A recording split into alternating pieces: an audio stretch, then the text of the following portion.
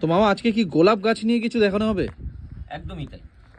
এই গোলাপ গাছগুলো আমি যখন কিনে এনেছি, এই গোলাপ গাছগুলো এরকম মাটিতে এইরকমভাবে ব্যাগের মধ্যে মাটিতে ছিল। এই গাছগুলোকে আমি সিন্ডারে করব। কীভাবে সিন্ডারে বসাবো? আচ্ছা, এই গাছগুলোকে এরকম ব্যাগ থেকে বার করে এইরকম এই জায়গার মধ্যে আমি এই জল দিয়ে পুরো ভিজিয়ে রেখে দেবো কিছুক্ষণ, যতক্ষণ না মাটিটা এখানে ভিজে ছেড়ে যায়।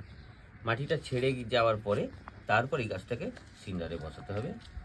জলে ভিজিয়ে এইভাবে ছাড়িয়ে নেওয়ার পরে এইভাবে কল চালিয়ে এরকম ভালো করে যে ময়লাগুলো আছে, এর মধ্যে যে মাটিগুলো আছে, মাটিগুলোকে পুরো এইভাবে ধুয়ে বার করে দিন, যাতে কোনো রকম যাতে এর মধ্যে মাটি না থাকে।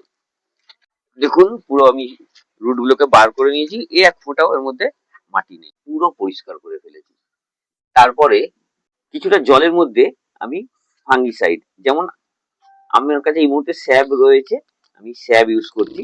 আপনি চাইলে অন্য যে কোনো ফাঙ্গিসাইড আপনি ইউজ করতে পারেন।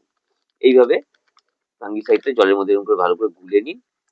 গুলে নিয়ে এই গোলাপ গাছগুলোকে অন্তত আধ ঘন্টা এইভাবে এই ফাঙ্গিসাইড জলের মধ্যে ভিজিয়ে রেখে দিন, যাতে যদি কোনো এই গোলাপ গাছের গোড়ায় যদি কোনো ফাঙ্গাস লেগে থাকে তাহলে এটা পুরো পরিষ্কার হয়ে যাবে। গোলাপ গাছগুলো ফাঙ্গিসাইডে যে আমি চুবিয়ে রেখেছিলাম প্রায় আধ ঘন্টা হয়ে গেছে, আমি এখান থেকে তুলে নিলাম।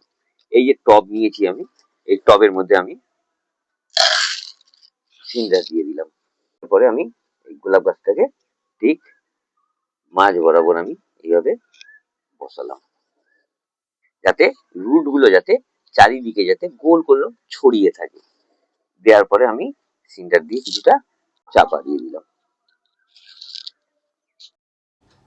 সিন্ডারের উপরে 50 গ্রামের মতো ভার্মি কম্পোস্ট এবং একটু হাড়ের গুঁড়ো উপর দিয়ে ছড়িয়ে দেওয়ার পরে সিন্ডারটা দিয়ে আমি ফিল আপ করে দিলাম পুরো মুখ পর্যন্ত।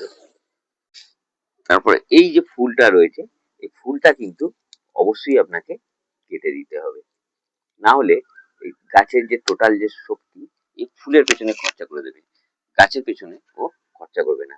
এই যে এখান থেকে ফুলটা কেটেছি, এখানে একটু ফাঙ্গিসাইড ভালো করে এইভাবে লাগিয়ে দিন।